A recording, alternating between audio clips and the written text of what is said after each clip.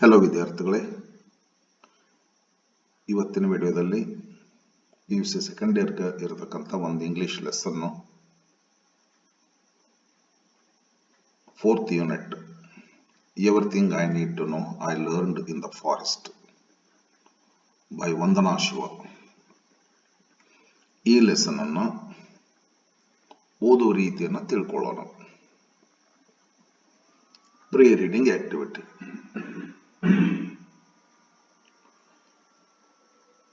Have you heard of Chipko movement? What is its significance? What was the role played by women in this movement?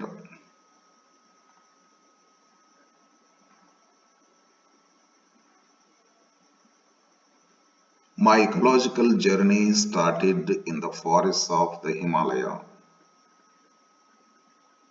My father was a forest conservator and my mother became a farmer after fleeing the tragic partition of India and Pakistan.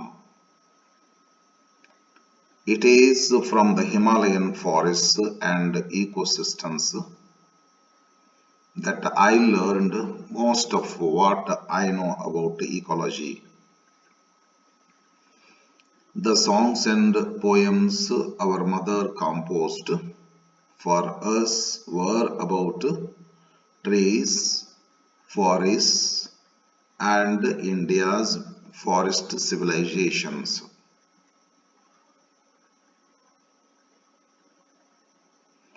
My involvement in the contemporary ecology movement began with Chipko, a non-violent response to the large-scale deforestation that was taking place in the Himalayan region.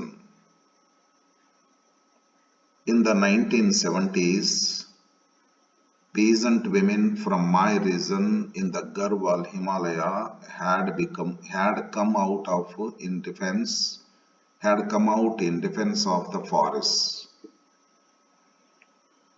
Logging had led to landslides and floods and scarcity of water, fodder, and fuel. Since women provide these basic needs, the scarcity meant longer walks for collecting water and firewood and a heavier burden.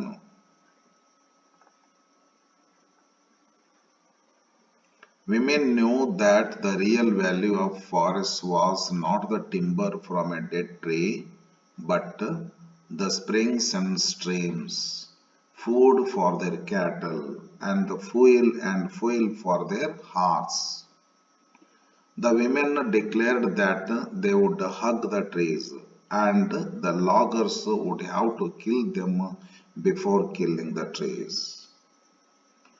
A folk song of that period said, "These beautiful oaks and rhododendrons, they give us cool water. Don't cut these trees. We have to keep them alive." In 1973, I had gone to visit my favorite forests and swim in my favorite stream before leaving for Canada to do my PhD. But the forests were gone and the stream was reduced to a trickle.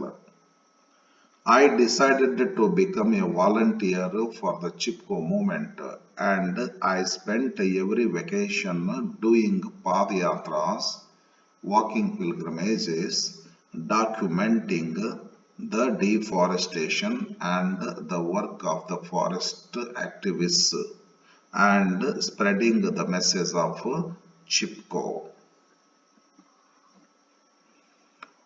One of the dramatic Chipko actions took place in the Himalayan village of Adwani in 1977, when a village woman named Bachani Devi led resistance against her own husband, who had obtained a contract to cut trees. When officials arrived at the forest, the women held up the lighted lanterns, although it was broad daylight. The forester asked them to explain. The women replied, "We have come to teach you forestry." He retorted, "You foolish women, how can you prevent trees felling by those who know the value of the forest? Do you know what forests bear? They produce profit and resin and timber." The women sang back in chorus, "What do the forest bear? Soil, water, and pure air. Soil, water, and pure air. Sustain the earth and all she bears." Beyond monocultures. From Chipko, I learned about biodiversity and biodiversity based living economies. The protection of both has become my life's mission. As I described in my book Monocultures of the Mind, the failure to understand biodiversity and its many functions is at the root of the impoverishment of nature and culture. The lessons I learned about diversity in the Himalayan forests I transferred to the protection of biodiversity on our farms. I started saving seeds from farmers' fields and then realized we needed a farm for demonstration and training. Thus, Navadanya farm was started in 1994 in the Doon Valley, located in the lower elevation Himalayan region of the Uttarakhand province. Today, we conserve and grow 630 varieties of rice and 150 varieties of wheat and hundreds of other species. We practice and promote a diversity intensive form of farming that produces more food and nutrition per acre. The conservation of biodiversity is therefore also the answer to the food and nutrition crisis. Navadanya, the movement for biodiversity conservation and organic farming that I started in 1987 is spreading. So far, we have worked with farmers to set up more than 100 community seed banks across India. We have saved more than 3,000 rice varieties. We also help farmers make a transition from fossil fuel and chemical based monocultures to biodiverse ecological systems nourished by the sun and the soil. Biodiversity has been my teacher of abundance and freedom, of cooperation and mutual giving.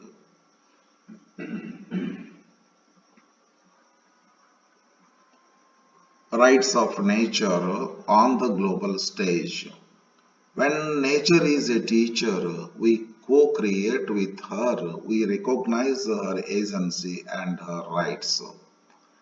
That is why it is significant that Ecuador has recognized the rights of nature in its constitution. In April 2011, the United Nations General Assembly, inspired by the Constitution of Ecuador and the Universal Declaration of the Rights of Mother Earth, initiated by Bolivia, organized a conference on harmony with nature as part of Earth Day celebrations. Much of the discussion centered on ways to transform systems based on domination of people over nature, men over women, thin and rich over poor into new systems based on partnership. The UN Secretary General's report, Harmony with Nature, issued in conjunction with the conference, elaborates on the importance of reconnecting with nature. Ultimately, environmentally destructive behavior is the result of a failure to recognize that human beings are an inseparable part of nature and that we cannot damage it without severely damaging ourselves. Separatism is indeed at the root of disharmony with nature and violence against nature and people. As the prominent South African environmentalist Cormac Collinan points out, apartheid means separateness. The word joined the anti-apartheid movement to end the violent separation of people on the basis of color. Apartheid in South Africa was put behind us. Today, we need to overcome the wider and deeper apartheid and eco-apartheid based on the illusion of separateness of humans from nature in our minds and lives. The Dead Earth worldview. The war against the earth began with this idea of separateness. Its contemporary seeds were sown when the living earth was transformed into dead matter to facilitate the industrial revolution. Monocultures replaced diversity. Raw materials and dead matter replaced a vibrant earth.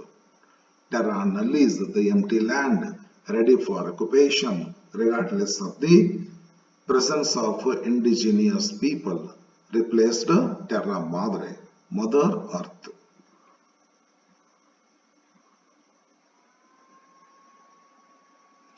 This philosophy goes back to Francis Bacon, called the father of modern science, who said that science and the inventions that result do not merely exert a gentle guidance over nature's course, they have the power to conquer and subdue her, to shake her to her foundations.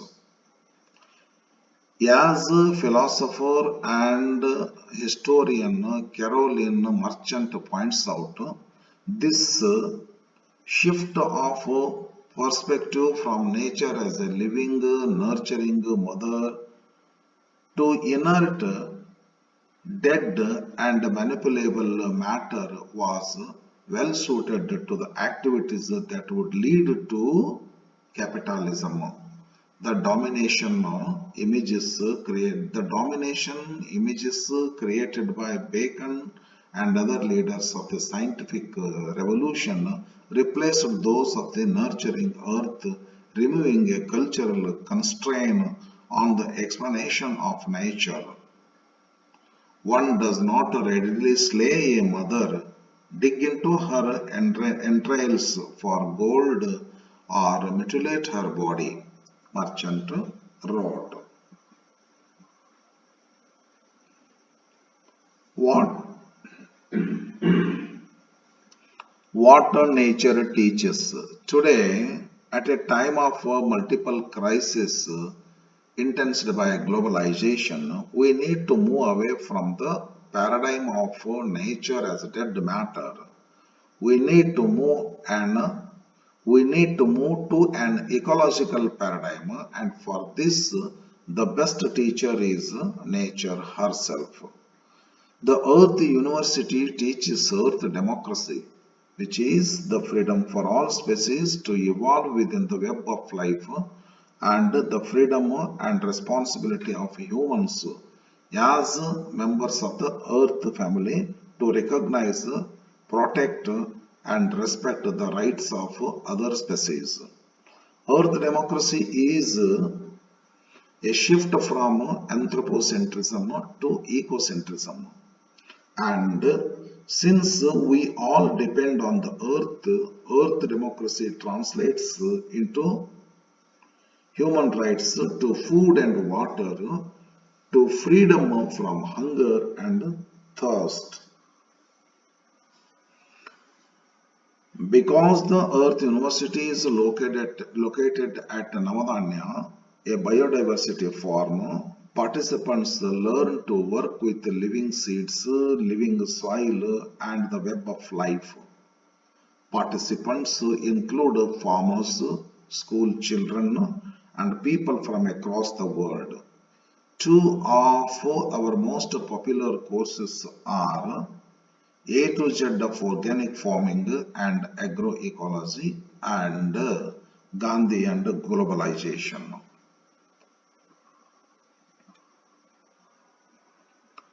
The poetry of the forest. The Earth University is inspired by Rabindranath Tagore, India's national poet and a Nobel Prize laureate. Tagore started a learning center in Shantiniketan in West Bengal, India, as a forest school, both to take inspiration from nature and to create an Indian cultural renaissance. The school became a university in 1921, growing into one of India's most famous centers of learning. Today, just as in Tagore's time, we need to turn to nature and the forest for lessons in freedom.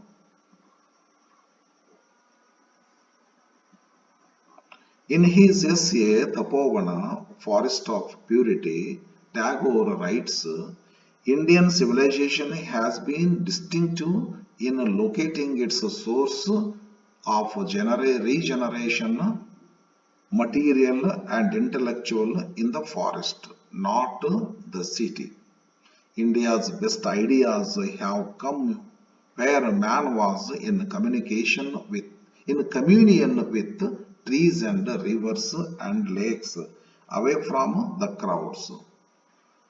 The peace of the forest has helped the intellectual evolution of man. The culture of the forest has fueled the culture of Indian society.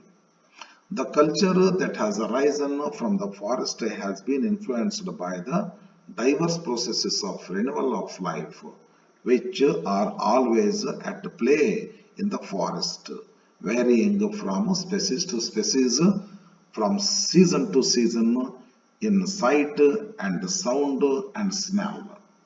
The unifying principle of life in diversity of democratic pluralism thus became the principle of Indian civilization.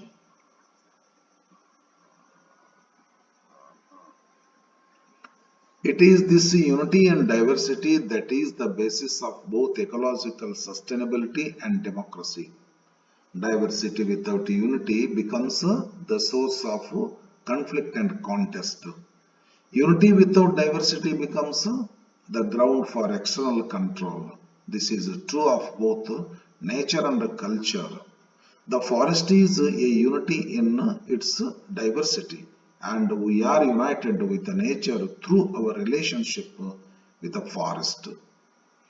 In Tagore's writings, the forest was not just the source of knowledge and freedom, it was the source of beauty and joy, of art and aesthetics, of harmony and perfection.